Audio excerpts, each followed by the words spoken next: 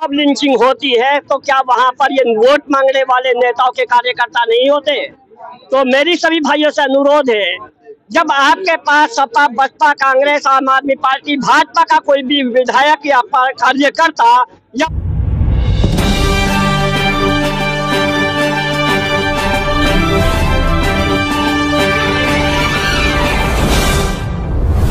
अब्बास नाम है मेरा। मैं आपके टीवी चैनल के माध्यम से एक बात आपको बताना चाहता हूं। आज से 2 दिन पहले अरविंद केजरीवाल जी का जो नुमाइंदा यहाँ पे प्रत्याशी बनाया गया है, आदिल अहमद खान, उसने कहा है कि मैं मुश्ताबाद की जनता के हाथ में कलम देना चाहता हूं।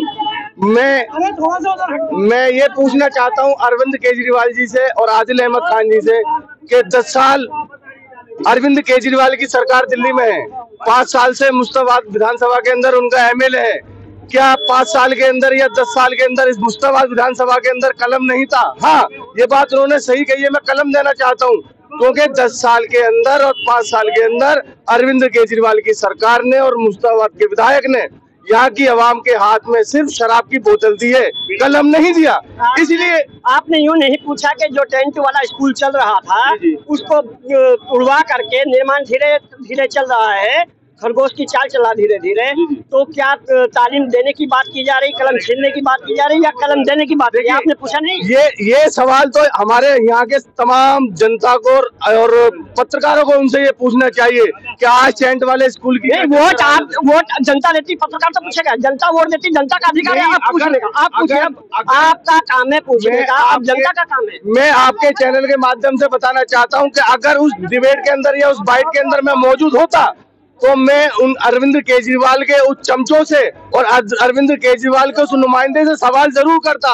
और इंशाल्लाह आपके चैनल के माध्यम से फिर कहना चाहता हूं, जिस दिन भी मेरा मुकाबला आदिल अहमद खान से होगा, मैं उसी से एक ही सवाल पूछूंगा कि 10 साल के अंदर अरविंद केजरीवाल की सरकार और 5 साल के अंदर आम आदमी पार्टी के विधायक ने जो आज कलम देने की बात करते हैं, इस टेंडर वाले स्कूल को तुमने बर्बाद कर दिया, डिस्पेंसरी को तुमने बर्बाद कर दिया, रोडों को तुमने बर्बाद कर दिया और यहाँ पे पानी के और सीवर की जो लाइनें थी उसको बर्बाद कर दिया। आज तुम कलम देने की बात करते हो। 10 साल से आपकी सरकार कहाँ थी?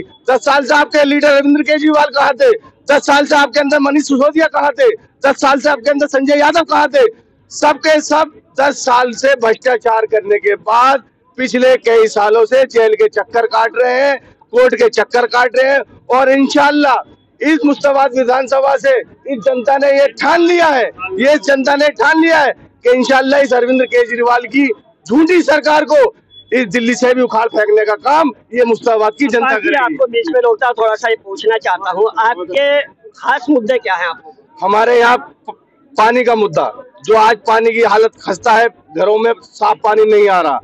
बिजली का मुद्दा, 200 यूनिट ये फ्री कहते हैं, 201 यूनिट होते ही 201 का चार्ज लेते हैं। शिक्षा का मुद्दा और तुम्हारा स्वास्थ्य का मुद्दा, रोडों का मुद्दे तो बहुत सारे हैं, गिनाने को आप करोगे तो 5 साल लग जाएंगे। कहीं भी मॉब लिंचिंग होती है, क्या वहाँ पर आम आदमी पार्टी के नेता नहीं होते?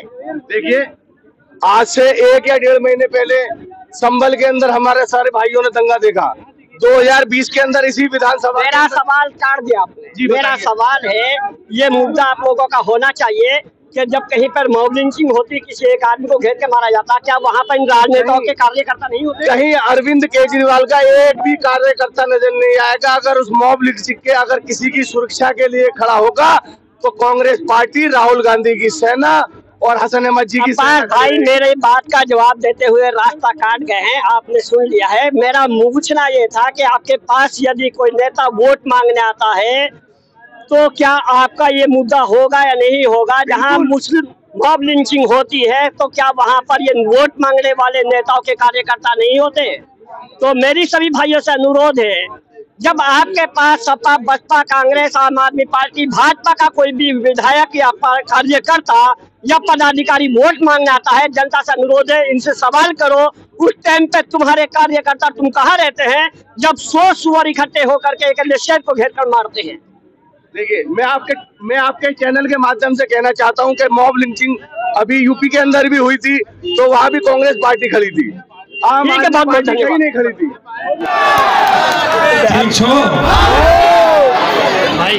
सबके दिल के गहराई से प्रणाम। नमो बुद्धाय, जय भीम। जय भीम। आप भी अध्यक्ष जी बैठ जाइए। मैं आप हमारे खून में कितना गहरा रिश्ता है ये आप सब जानते हैं।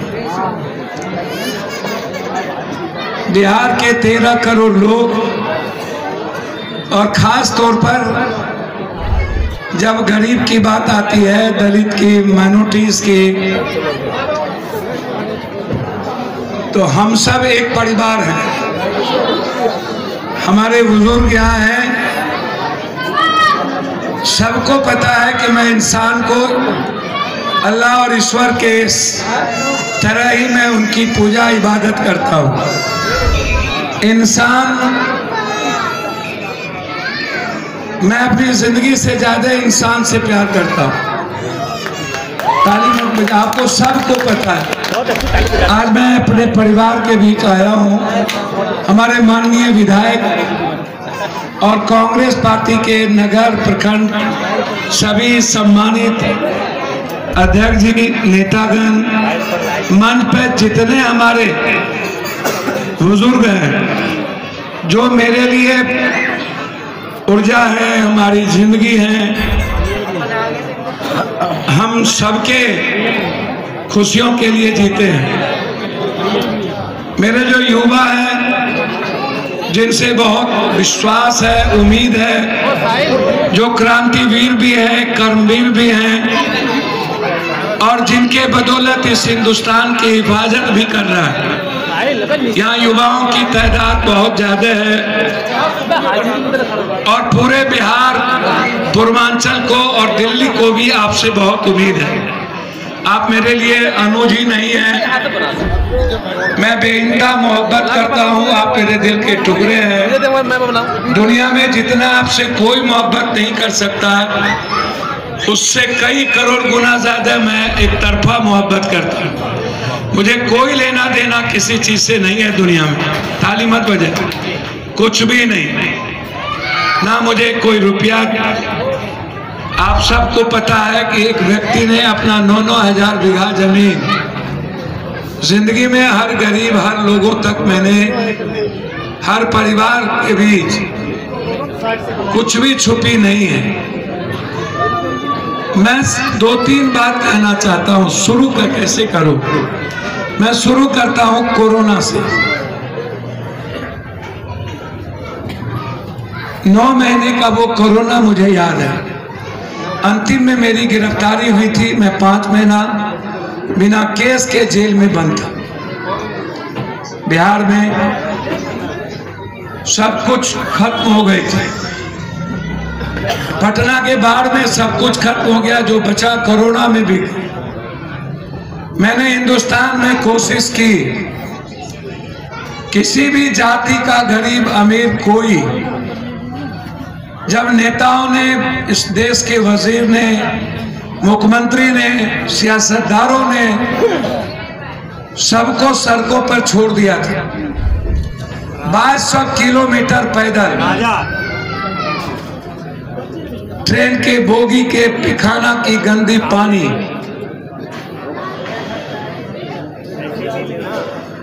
बीच रास्ते में सैकड़ों बिहारियों ने, पूर्वांचलियों ने दम तोड़ दी। दरभंगा की ज्योति पासवान को पानी तक नसीब नहीं हुआ। 3 महीना हम इस दिल्ली में कौन से दरवाजे नहीं खटखटाए, किससे मैंने भीख नहीं मांगी कि ट्रेन या बस कम से कम जाने दे दो। 15 दिन और 1 महीने के बाद किसी भी फैक्ट्री में काम करने वाले मजदूर हो, झुग्गी में रहने वाले बिहारी हो, पूर्वांचल के लोग हो, जिनके पास कोई खाना नहीं बचा। बिहार में 1 महीने के बाद तनख्वाह के लिए पैसा नहीं थी, वहां खाने खत्म हो गए और दिल्ली का खाना खत्म हो गया। हम कभी साइकिल पर, कभी पैदल हर घर घर पहुंचे। हम कभी आम आदमी पार्टी के दरवाजे पे जाके भीख मांगते थे, बस दे दो। कभी दिल्ली सरकार से भीख मांगते थे, ट्रेन दे दो। ना हमें ट्रेन दी, ना हमें बस दिया। पूरे बिहार को, बच्चों को, परिवार को 1 महीने के बाद लोगों ने ताला लगा दिए, लोग पीटे, बिजली काट दिए, गंदी पानी जो केजरीवाल जी देते थे वो भी बंद कर दिया। धीरे धीरे मेरे पास जाने के अलावा अपने बच्चों के साथ कुछ भी नहीं था। किसी के जेब में 100 रुपये नहीं होते थे। मुझे वो 3 महीना दिल्ली का याद है, जब पूर्वांचल के एक परिवार को सबने छोड़ दिया। क्या उस वक्त नरेंद्र मोदी जी को याद नहीं आया? हम भी इसी हिंदुस्तान में रहने वाले बिहार और पूर्वांचल के लोग, हम भी एक वोटर हैं। क्या अरविंद केजरीवाल जी आप भूल गए कि रेहड़ी वाले, ठेला वाले, टेम्पो वाले, फुटपाथ पे रह के दिल्ली बनाने वाले लोगों की भी जिंदगी होती है, उसके भी बच्चे होते हैं। क्या आपने 1 घंटे भी मेरे पूर्वांचल के आंसू पोंछे? क्या आपने कभी मेरे बच्चों से हालात जाना? जब हम पैदल 2200 किलोमीटर चल रहे थे तो आपने कभी कही कि पूरी दिल्ली के जितने खजाने हैं, जब आपके नेताओं के लिए, आपके लिए खजाना खुल सकता है, जब आप 200-400 घर के मकान बना सकते हैं, जब आप इस देश के सबसे ज्यादा सुरक्षित हो सकते हैं, जब आपका एक विधायक अरबपति खरबपति हो सकता है, तो क्या उस पैसे में पर मेरा अधिकार नहीं था? क्या शराब से जो